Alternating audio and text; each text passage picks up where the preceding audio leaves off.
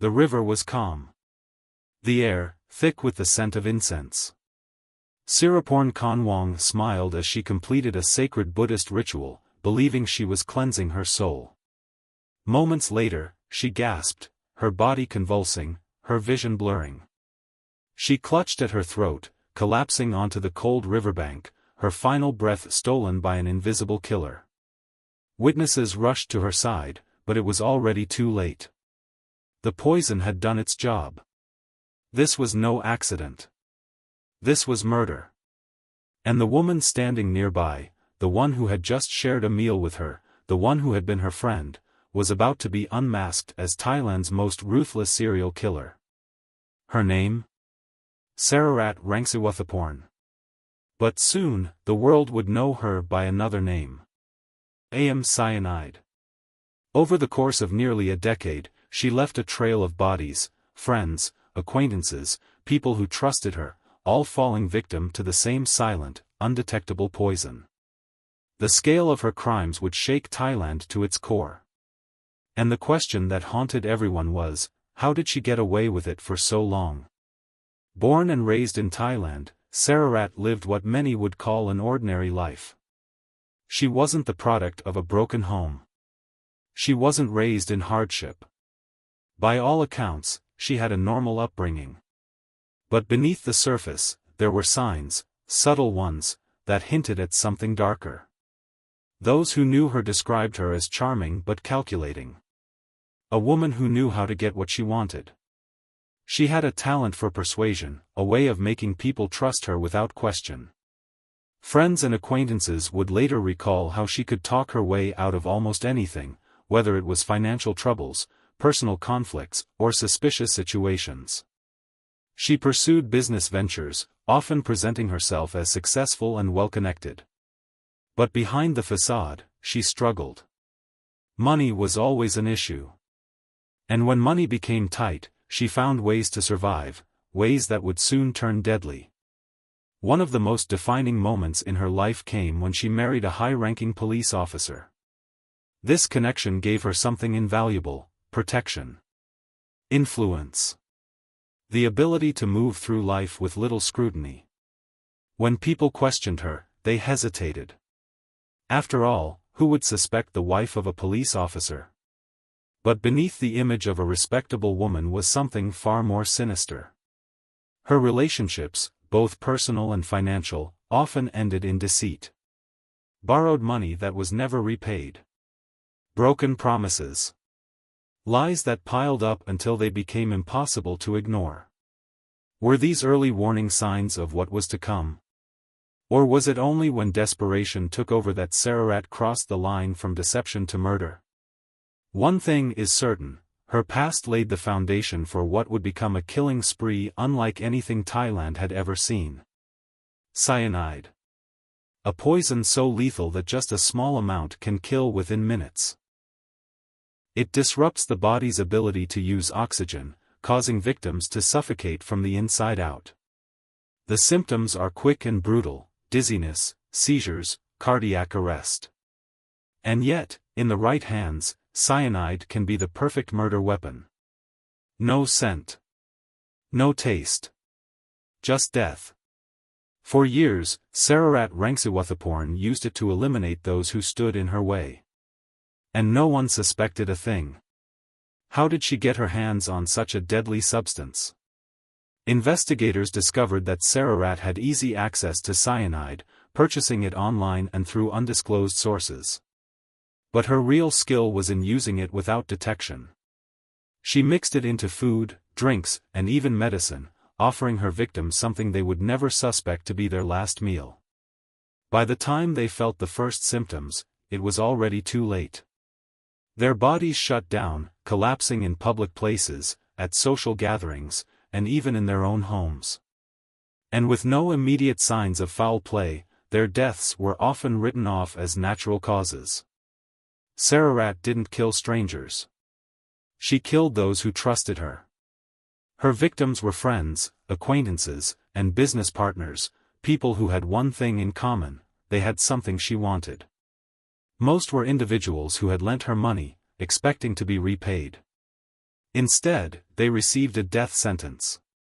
She played the role of a struggling businesswoman, a friend in need, a woman facing financial hardship.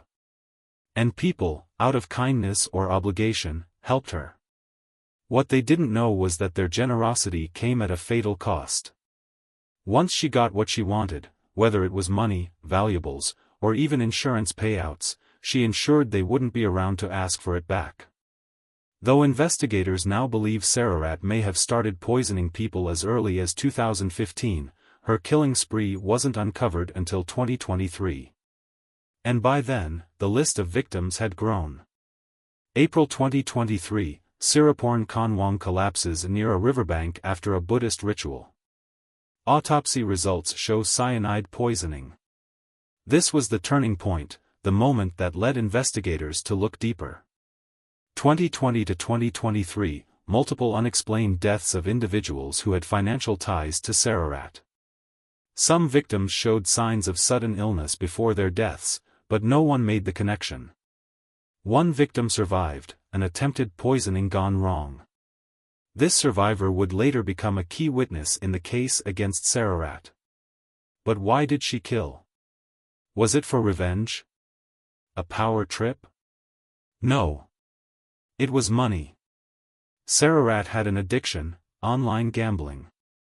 Reports suggest that she had racked up massive debts, desperately trying to win back what she had lost. But as the losses piled up, so did her desperation. And when the debt collectors came knocking, she found an easier way to make money, by killing those she owed and taking whatever they had left. It was a deadly cycle. Borrow. Kill. Take. Repeat. For years, she played this game, believing she was untouchable. But every killer makes a mistake. And for Sararat, that mistake was Saraporn Kanwong. On April 14, 2023, Saraporn Kanwong believed she was taking part in a sacred Buddhist ritual, a ceremony meant to bring peace and prosperity. Instead, she was walking into a death trap. Within minutes of consuming a drink given to her by someone she trusted, she collapsed by the riverbank, her body convulsing, her breath fading. Witnesses rushed to help, but Saraporn was already gone.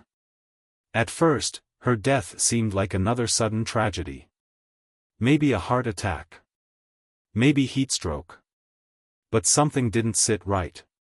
Saraporn was healthy, with no known medical conditions. And then, there was the woman who had been by her side just moments before, Sararat Rangsiwuthaporn. Saraporn's family refused to accept that she had died of natural causes. They demanded an autopsy. And when the results came back, they revealed something chilling, traces of cyanide in her system. This wasn't an accident. This was murder. With cyanide poisoning confirmed, Thai authorities turned their attention to Sararat. Who was she? What was her connection to the victim? And had this happened before? As they dug deeper, a horrifying pattern emerged. Saraporn wasn't the only one. Other sudden deaths, previously dismissed as strokes, heart attacks, or unexplained illnesses, were all linked to Sararat. Friends, acquaintances, business partners. All people who had trusted her. All people who had something she wanted. Victims' families, who had long suspected foul play but had no proof, came forward with stories of loved ones who had died after dealing with Sararat. Bank records showed that many of them had either lent her money or had financial disputes with her before their deaths. Investigators also found that Sararat had been present during several of these mysterious deaths. It was no longer just a coincidence. It was a killing spree. With enough evidence to act, Thai police moved quickly. On April 20, 2023, officers tracked Sararat to a hospital in Bangkok, where she was receiving prenatal care. She was 4 months pregnant. But pregnancy wouldn't protect her from justice. As she left the hospital, police moved in. She was arrested on the spot. At first, she denied everything. No emotion. No panic. Just cold, calculated denial. But when police searched her belongings, they found exactly what they needed, a small container of cyanide. It was the final piece of the puzzle. The proof that linked her directly to the murders. For nearly a decade, Sararat Rangsiwuthaporn had poisoned those closest to her, believing she was untouchable. But now, her secrets were out. And there was nowhere left to hide. The courtroom was silent, tense.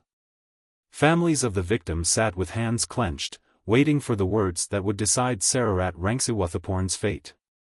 When the judge finally spoke, the decision was clear: guilty on multiple counts of premeditated murder. The weight of her crimes left the court with little choice. Given the sheer number of victims, the methodical planning, and her complete lack of remorse, Sararat received the harshest sentence possible under Thai law, the death penalty. But even in the face of justice, she remained emotionless, showing no visible reaction as the sentence was handed down. Was it shock? Indifference? Or had she truly believed she would never be caught? With Sararat convicted, a sense of closure swept over the victims' families.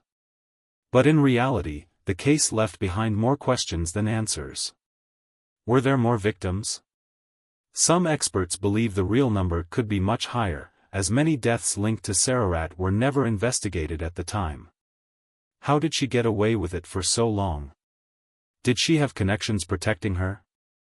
Did people suspect her but stay silent?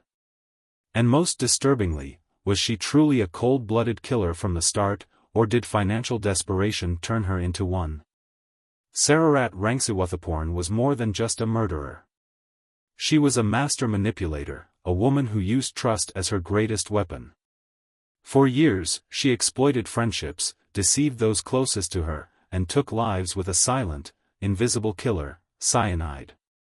Her story stands as a chilling reminder: sometimes, the most dangerous people aren't strangers in the dark. Sometimes, they are the ones who smile at you, the ones you call a friend. Trust can be lethal. And for those who placed their trust in Sararat, it was a fatal mistake. Sararat's case left many wondering: how could she have poisoned so many people without raising suspicion? The answer lies in a mix of factors: a flawed investigative system, a lack of forensic analysis in past deaths, and the simple fact that cyanide poisoning can mimic natural causes. Many of her victims were initially thought to have suffered heart attacks or strokes, allowing her to evade justice for years. Her connections also played a role. As the ex-wife of a high-ranking police officer, did she benefit from authorities overlooking red flags? Or was it simply a case of victims dying one by one, unnoticed, until a pattern finally emerged? In the wake of her arrest, Thai authorities faced pressure to reform how sudden deaths are investigated. The case exposed weaknesses in law enforcement procedures, particularly when it came to identifying poison-related deaths. As a result, new regulations were proposed to tighten the sale and distribution of cyanide. Law enforcement agencies began reviewing past cases of sudden, unexplained deaths to ensure similar crimes weren't overlooked. Public awareness campaigns warned people about financial fraud, manipulation, and the dangers of blind trust. What kind of person could repeatedly murder without remorse? Experts studying Sararat's case described her as highly manipulative, possibly a sociopath with no regard for human life. Her crimes weren't impulsive, they were premeditated, calculated, and entirely self-serving. Unlike many serial killers who kill for pleasure or compulsion, Sararat's motive was simple: money. Greed drove her to eliminate those who stood in her way. Some questioned whether she had deeper psychological issues. Was she born this way? Or did her financial troubles and gambling addiction push her down a dark path? For years, Sararat Rangsiwuthaporn moved through life undetected, weaving a web of deceit with practiced ease. She was not the kind of killer that lurked in alleyways or stalked in the dead of night. No, her method was far more insidious. She was the kind of predator who smiled at her victims, spoke in soft tones, and earned their trust before delivering their fate in a single, invisible dose. Her weapon was not a knife, nor a gun, nor a blade in the dark. It was something far more silent. A tiny, odorless, colorless substance that could steal a life in moments. No sound. No struggle. Just a sudden collapse, confusion, then darkness. Cyanide, the poison of the deceitful, the choice of those who kill with calculation rather than rage. Each victim had a story. Each had a life, a family, dreams left unfulfilled. And yet, for Sararat, they were nothing more than stepping stones, pawns in a game played for greed, for survival, for self-preservation.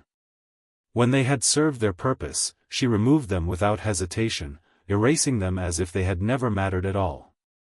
But in the end, trust, her greatest tool, became her downfall. The very thing she used to lure her victims in was the same thing that exposed her crimes. Siraporn Khanwang trusted Sararat enough to drink from her hand. Her sudden death raised the first questions. And when those questions were finally asked, the facade began to crumble. The lies unraveled. The bodies, once ignored, once dismissed, began to speak from beyond the grave. Justice may have come late, but it came nonetheless. Sararat Rangsiwuthaporn, the woman who poisoned trust itself, will never walk free again. And for those who once called her a friend, the truth came too late. Because sometimes, the most dangerous person you'll ever meet, is the one you never see coming. If you found this case as shocking as we did, make sure to like, share, and subscribe for more true crime stories. Turn on notifications so you never miss an episode. And remember, evil doesn't always come with a warning. Stay aware. Stay safe.